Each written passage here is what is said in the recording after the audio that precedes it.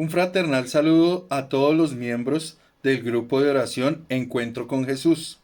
Somos un hogar de luz de la Iglesia Remanente de Bogotá. A todos nuestros hermanos que vean este video, gozo y paz en el nombre de nuestro Dios Todopoderoso.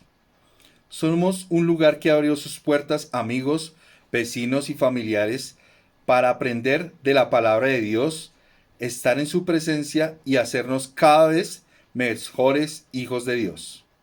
Nos reunimos todos los jueves en la tarde para cantar alabanzas a nuestro Dios y Creador y para aprender de la palabra de Dios.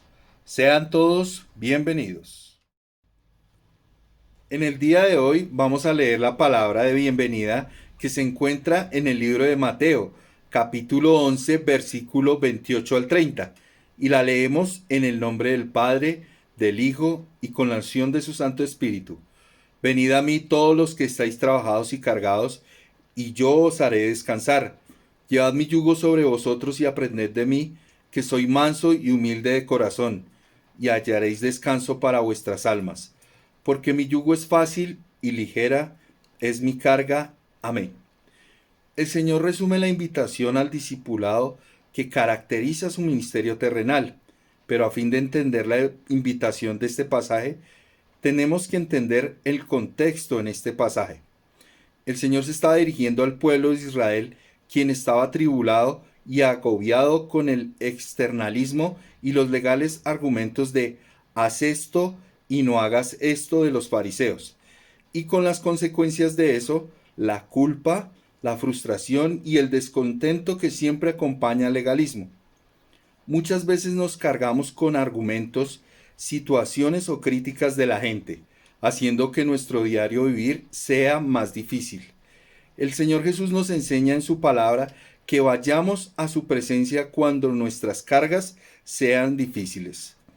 El hombre y la mujer cristianos necesitamos constantemente estar en la presencia de Dios. Esto no significa que debamos olvidar nuestras obligaciones seculares, pero siempre poner al Señor como primicia en el día. Dispongamos nuestros corazones para alabar al Señor con todo nuestro ser y nuestro espíritu. Y a continuación la enseñanza sobre el Evangelio de Mateo. Sean todos bienvenidos.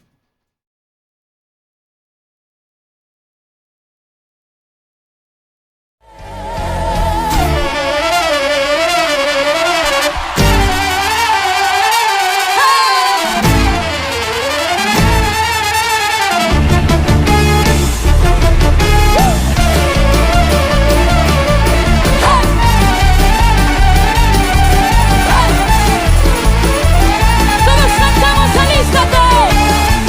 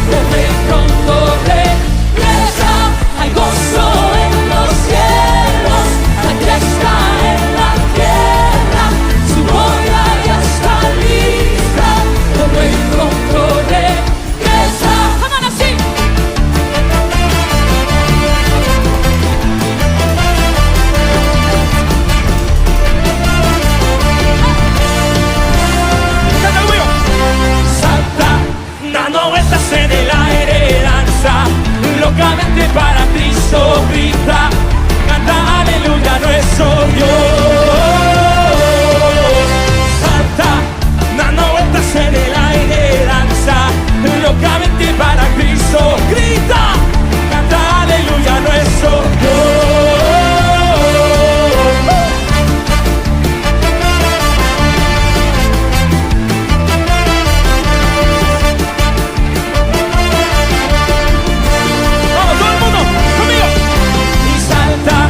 Dando vueltas en el aire, danza, locamente para Cristo grita, canta aleluya nuestro Dios. Salta, dando vueltas en el aire, danza, locamente para Cristo grita, canta aleluya nuestro Dios.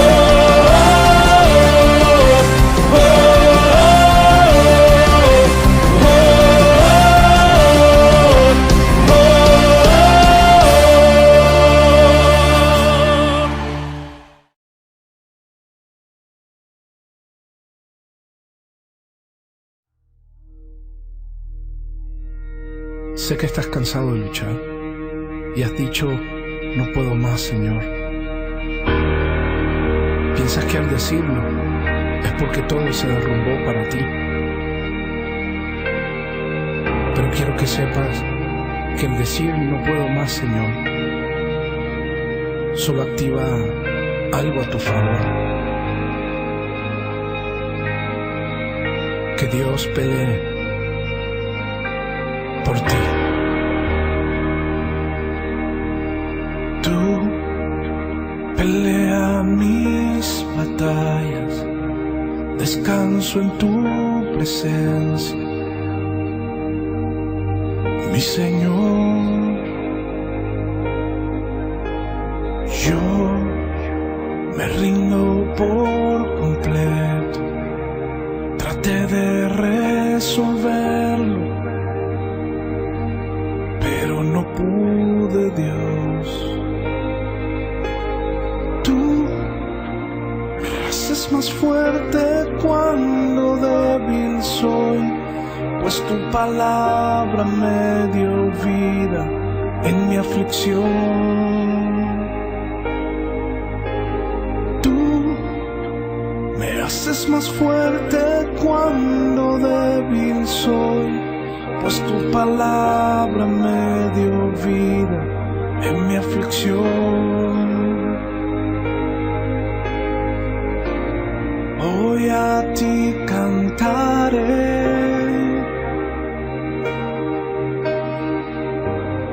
esperanza de vida eres tú. Hoy a ti cantaré, mi salvación y mi refugio.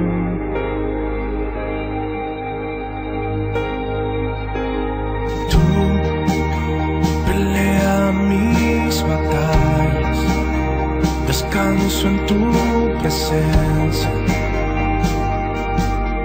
mi Señor.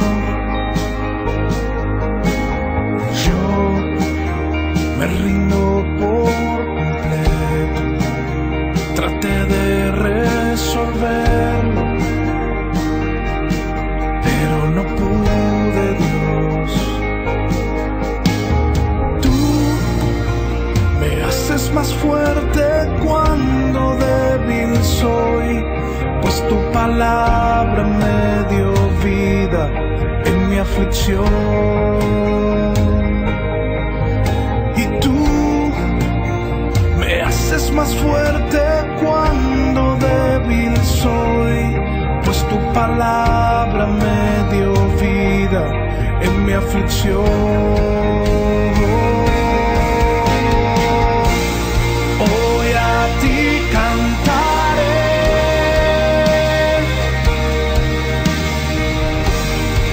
esperanza de vida eres tú.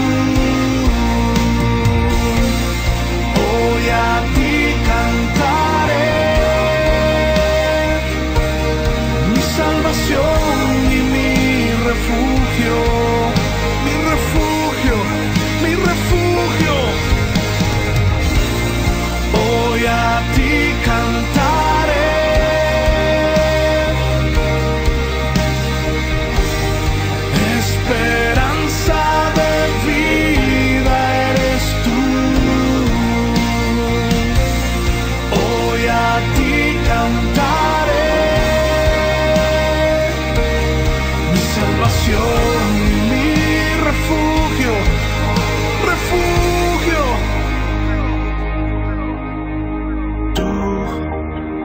pelea mis batallas, descanso en tu presencia, mi Señor.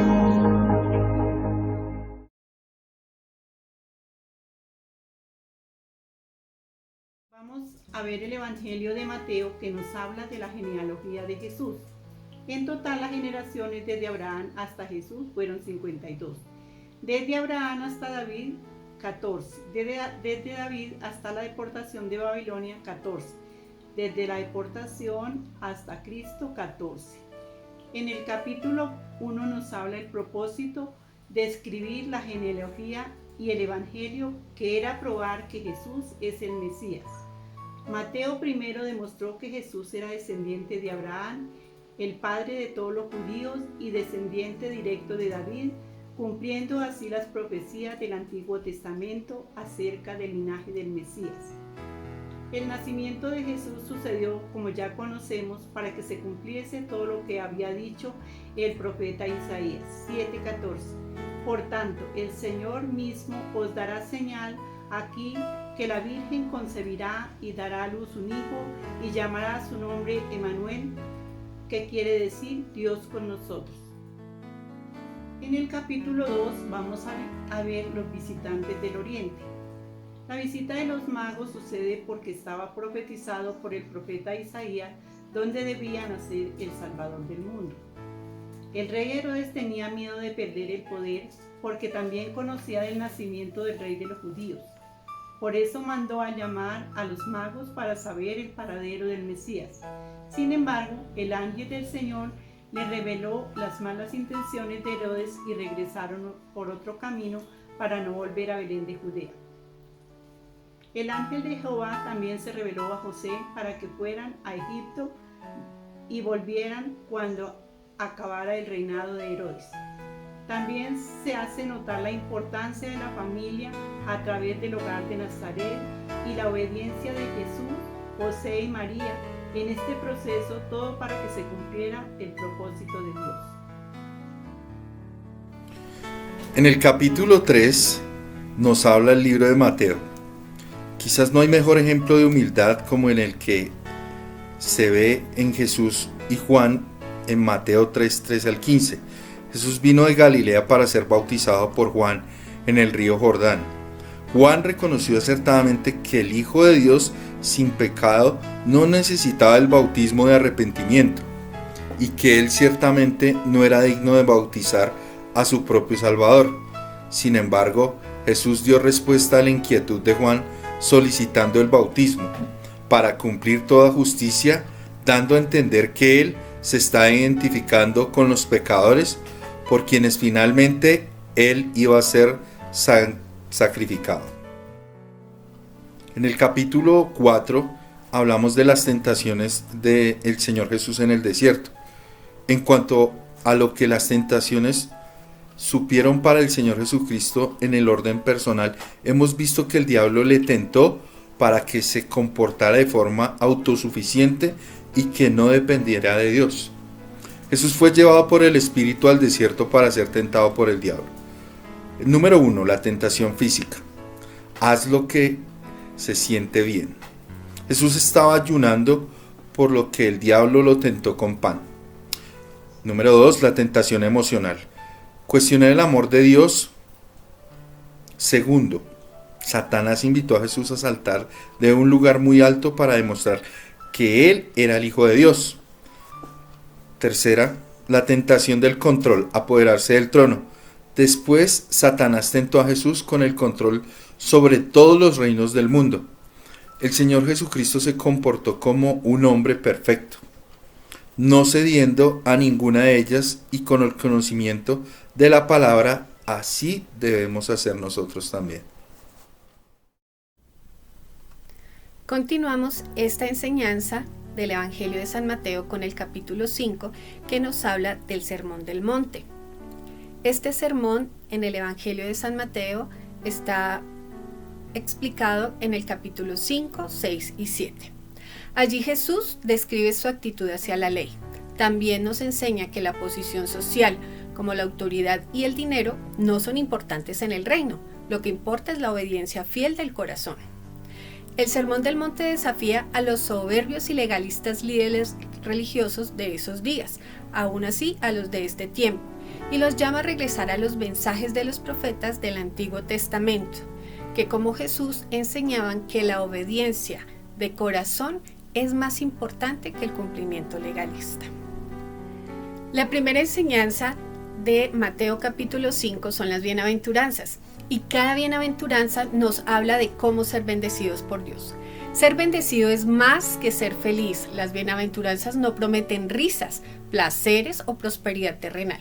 Ser bendecidos por Dios significa experimentar esperanza y gozo independientemente de las circunstancias externas.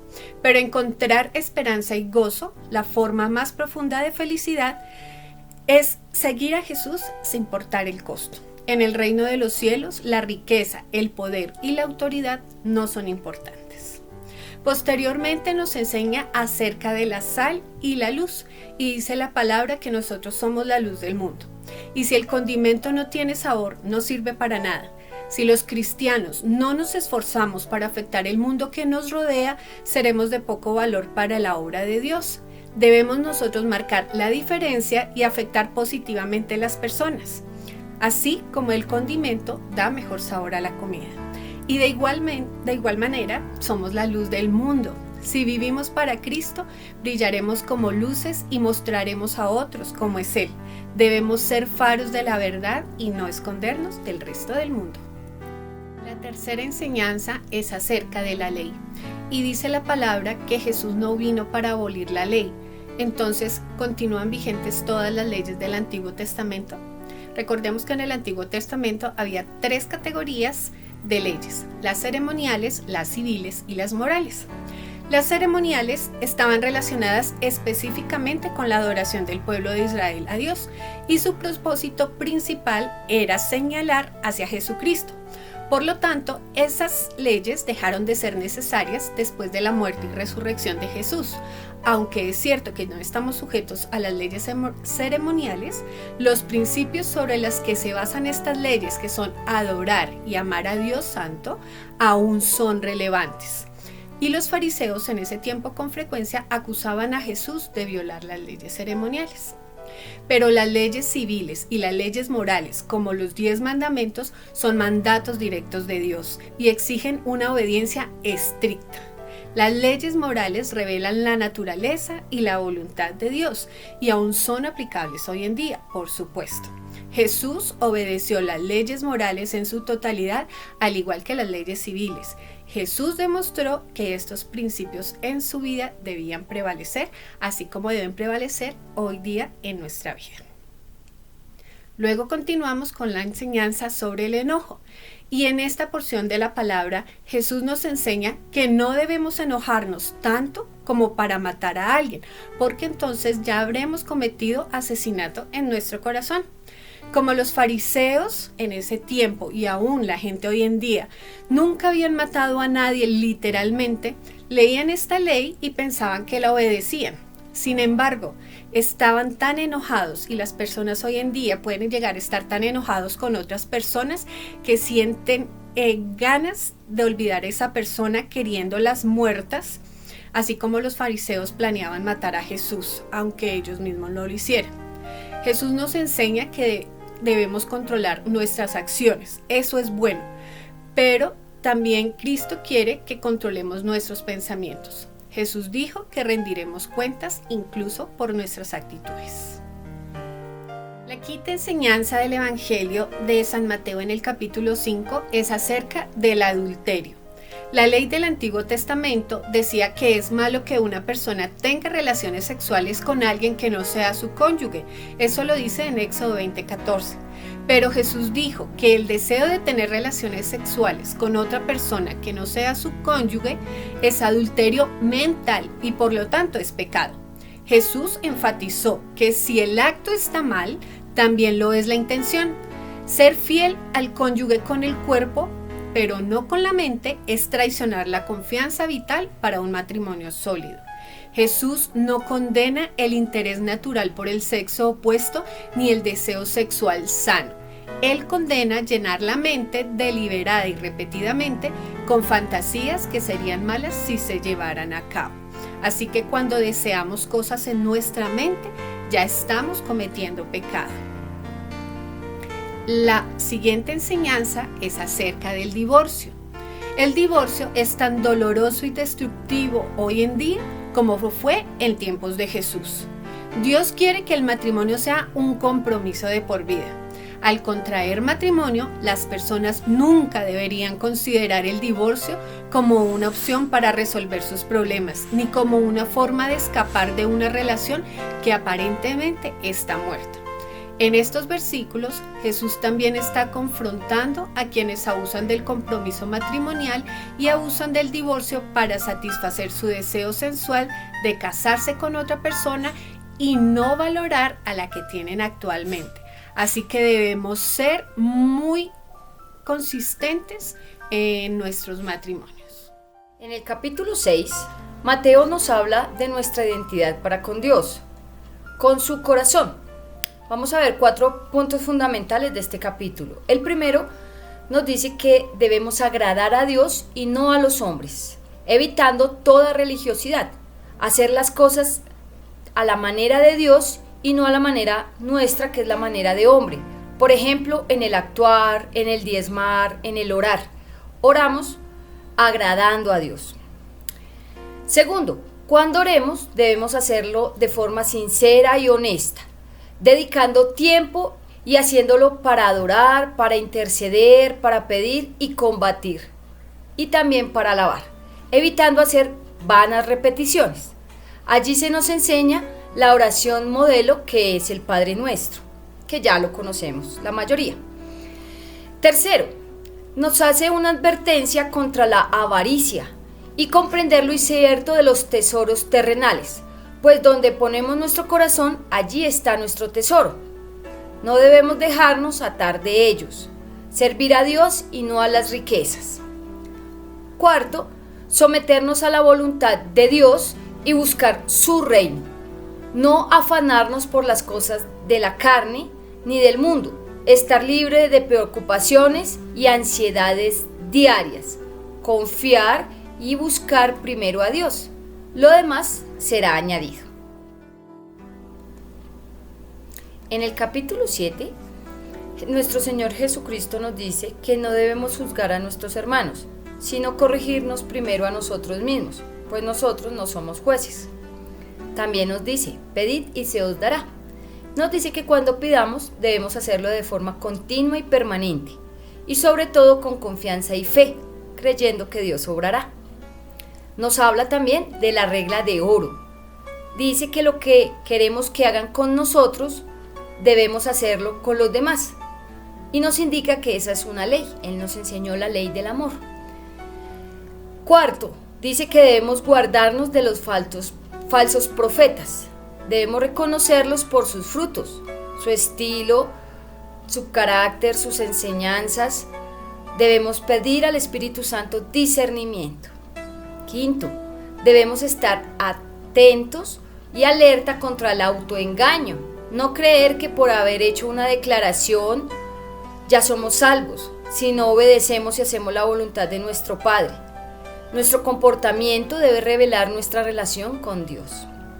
Sexto, se finaliza el Sermón del Monte hablando de edificar sobre la roca. Nuestra roca es Cristo. Él nos dejó su palabra, debemos cumplir su palabra, su voluntad, la cual debemos obedecer para llegar a la santidad. Y por último, nos dice que Él enseñaba con autoridad. Y entonces nosotros, cuando enseñemos y llevemos la palabra de Dios, también debemos hacerlo desde su palabra, desde la doctrina, desde la verdad y con autoridad. Bendiciones. Muy buenas tardes, queridos hermanos, bendiciones para cada uno de ustedes. Esta tarde vamos a hablar de los juramentos. Amén. Sabemos que venimos acostumbrados a jurar, bien sea por la mamá, por el papá, por los hijos, por Dios, por mí mismo. Te juro que me muera ahorita mismo que yo voy a cumplir con esa palabra. Pero vamos a ver qué dice Jesús en el libro de Mateo 5:33. Amén. Bendecimos la palabra de Dios. Dice, además habéis oído que fue dicho a los antiguos, no perjurarás, sino cumplirás al Señor tus juramentos. Pero yo os digo, no juréis en ninguna manera, ni por el cielo porque es el trono de Dios, ni por la tierra porque es el estrado de sus pies, ni por Jerusalén porque es la ciudad del gran rey. Amén. Entonces está claro lo que Jesús nos quiere decir. No debemos de jurar, ¿sí? Cuando usted le da una palabra a una persona, usted debe de cumplirla, ¿sí? Usted sí se va a comprometer, cúmplala, para que esa persona no dude de usted y no le pida un juramento. Porque es que venimos de allá de atrás de que estamos acostumbrados, júramelo para saber si lo vas a cumplir, pero no debemos de jurar.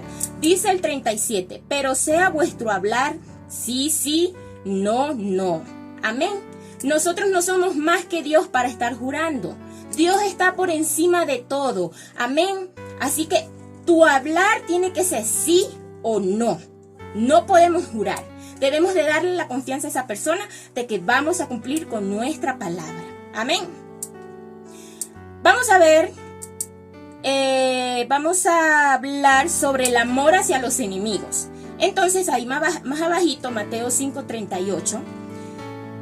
Muchos hemos escuchado ese dicho, ojo por ojo y diente por diente. Pero vamos a ver qué dice el Señor Jesús. Dice el 38, oíste que fue dicho ojo por ojo y diente por diente. Y estamos acostumbrados, ¿verdad?, a enseñarle a nuestros hijos, pues yo no tengo hijos, tengo sobrinos, pero he visto padres que desde que los hijos están pequeños les enseñan, si te pega lo muerdes, y si te muerde le das con la silla, ¿sí? A desquitarse de lo que le hagan, ¿sí? Y venimos de un mundo en el cual estamos acostumbrados a hacer eso. Incluso yo a mis sobrinos les enseñaba eso, si te pegan tú le pegas más duro, amén. Pero está mal hecho, ¿sí? Porque nosotros debemos de amar a nuestros enemigos, ¿sí? Nosotros no debemos de hacer lo mismo que ellos hacen, amén. Y sé que es difícil y quizás tú dirás, pero ¿cómo yo voy a amar a esa persona que me está perjudicando, que me está haciendo daño? ¿Sí? Es difícil hacerlo. Pero déjame decirte que cuando el amor de Dios se manifiesta en nuestras vidas, ¿verdad? Cuando nosotros realmente conocemos cuál es el amor de Dios, nosotros vamos a poder amar a nuestros enemigos. Vamos a poder amar a esas personas que nos han criticado, que nos han juzgado, que nos han hecho daño. Solamente el amor de Dios, el poder de Dios en tu vida puede hacer que tú ames a esas personas. Amén. Es difícil. ¿Sabes cuando yo pude perdonar, cuando yo pude amar a mi prójimo como a mí mismo? Cuando conocí el amor de Dios. ¿Sabes dónde conocí el amor de Dios? En el encuentro con Dios que yo tuve. Amén. Ahí yo pude conocer el amor de Dios. Cuando realmente yo supe que a pesar de ser pecadora, que a pesar de ser desobediente, que a pesar de cometer cualquier error, aún Dios me amaba así. Que a pesar de que me fui y dejé a Dios por otras cosas, por los deleites del mundo, aún así la misericordia de Dios estuvo conmigo. Amén. Ahí fue cuando yo supe cuál era el amor de Dios, cuando supe que Jesús caminó a esa cruz del Calvario y derramó su sangre por mí, a pesar de que yo fui quien lo ultrajé, quien lo maltraté. Amén. Ese es el amor de Dios. Cuando se manifiesta en ti, tú vas a amar a tu prójimo como a ti mismo. Amén.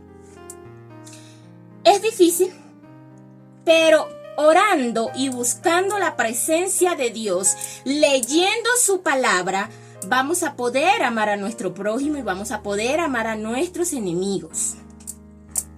También vamos a hablar de otro punto. Dice el 43 acerca de la venganza. Oíste que fue dicho, amarás a tu prójimo y aborrecerás a tu enemigo.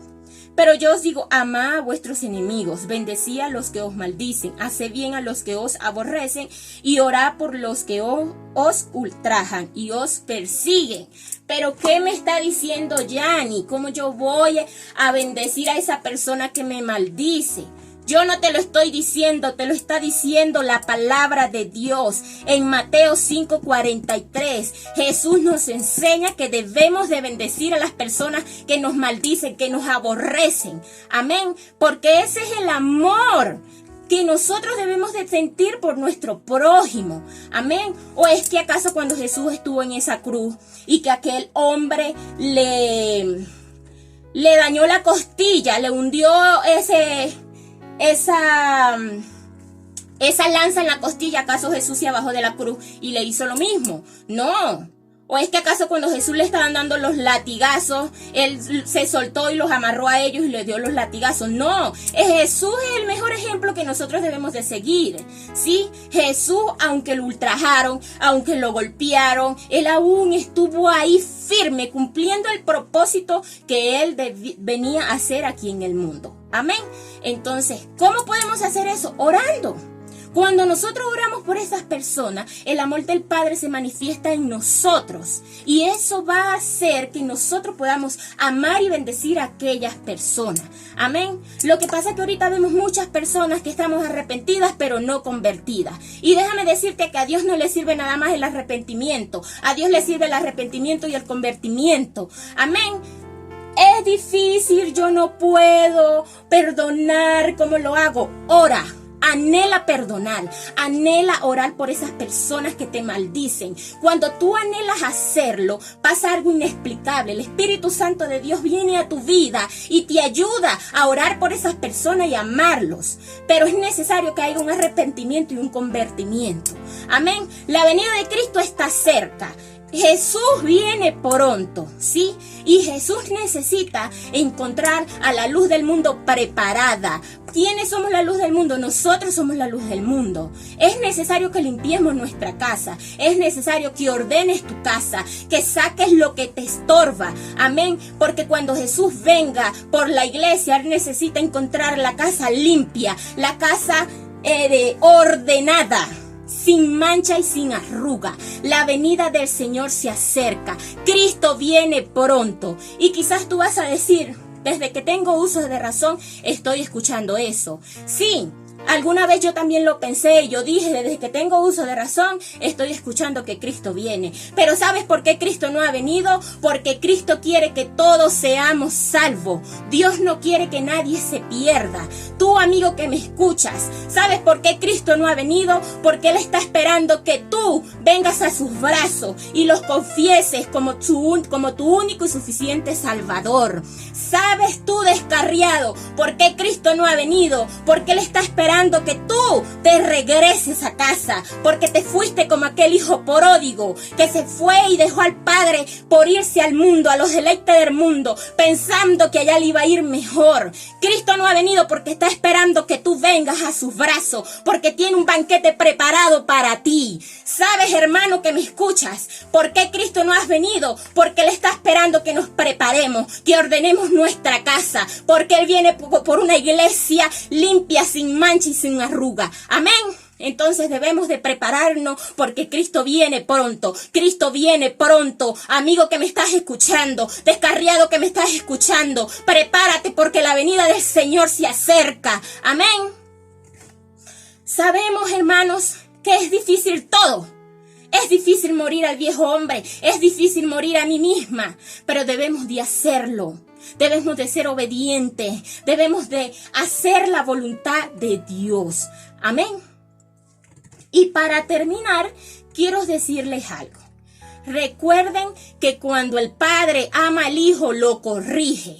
Y por eso Dios nos corrige. Y a veces nos habla fuerte.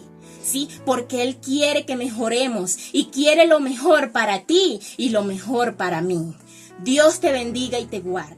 Damos la gloria a nuestro Señor por esta importante enseñanza del Evangelio de Mateo. Recuerda que la próxima semana debes leer el libro de Mateo del capítulo 8 al 14. Los esperamos el próximo jueves, esperando que puedan asistir y juntos en un solo espíritu alabarle y darle gracias a Dios por su misericordia y amor. También que visiten nuestro canal y compartan este mensaje. Si estás interesado en formar un hogar de luz, invita a tus amigos, vecinos y familiares. Contáctanos para poderles acompañar y guiar en este proceso. Recuerda que son muchos los que necesitan conocer a Jesús. Bendiciones, mis hermanos, y un abrazo.